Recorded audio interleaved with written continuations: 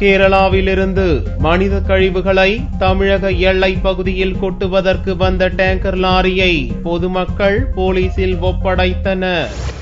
கேரள மாநிலத்தில் இருந்து மருத்துவம், தொழிற்சாலை, மனித கழிவுகள், கோழி, மீன் இறைச்சி கழிவுகள் மற்றும் தோல் பொருட்களின் கழிவுகள் என பல்வேறு கழிவுப் பொருட்களை தமிழக பகுதிகளில் கொட்டிச் செல்கின்றனர். சுற்றுப்புறச் சூழலுக்கு கேடு விளைவிக்கும் இப்பொருட்களையும் இரவோடு இரவாக கொண்டு வந்து தமிழகத்திற்கு உட்பட்ட கேரள எல்லை பகுதியான மதுக்கரை, செட்டிப்பாளையம், அன்னூர் உள்ளிட்ட இடங்களில் கொட்டி விடுகின்றனர். கேரளாவின் இந்த அடாவடித்தனத்தை தடுக்க கோரி பொதுமக்களும் பல்வேறு அரசியல் கட்சிகளும் போராட்டங்கள் நடத்தியும் இதுவரை எவ்வித நடவடிக்கையும் எடுக்கவில்லை. இந்நிலையில் சனிக்கிழமை நண்பகல் கேரளாவில் இருந்து மனித கழிவுகளை ஏற்றிக்கொண்டு கோவைக்கு வந்த மினி டேங்கர் லாரியை பொதுமக்கள் பிடித்து போலீசிடம் ஒப்படைத்தனர். போலீசார் நடத்திய விசாரணையில் கேரள மாநிலம் புதுச்சேரியிலிருந்து மனித கழிவுகளை ஏற்றிக்கொண்டு உக்கடம் லாரிப்பேட்டை பின்புறம் கொட்ட வந்தது தெரிய வந்தது. மனித கழிவுகளை ஏற்றிட்டு ஒரு லாரி வர்றதை பார்த்தோம்.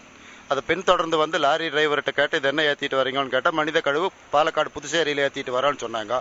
இது எங்கே கொண்டு போய் கொட்டுறீங்கன்னு கேட்டதுக்கு நாங்கள் உக்கடம் குப்பை கிடங்களை கொண்டு போய் கொட்ட போறோம்னு சொன்னாங்க. இந்த மாதிரி பல முறைகள் இந்த மாதிரி செஞ்சிருக்காங்க. அதுகளை பிடிச்சு கொடுத்து எந்த விதமான ஆக்ஷன் எடுக்கல. ஓனர் அனுப்பிச்சுட்டாருங்க. கேரளா போய் லோடு எடுத்துட்டு உக்கடம் கொண்டு வராங்க. இதை போன்று தினந்தோறும் கேரளாவிலிருந்து கழிவுப் பொருட்களை ஏற்றிக்கொண்டு வந்து தமிழக எல்லை பகுதியில் கொட்டுகின்றனர். சுற்றுப்புற சூழலுக்கு கேடு விளைவிக்கும் கேரளாவின் போக்கை தடுக்க தமிழக அரசு முன்வர வேண்டும் என கேரள எல்லையை ஒட்டி உள்ள தமிழக பகுதி மக்கள் கோரிக்கை வைத்துள்ளனர்.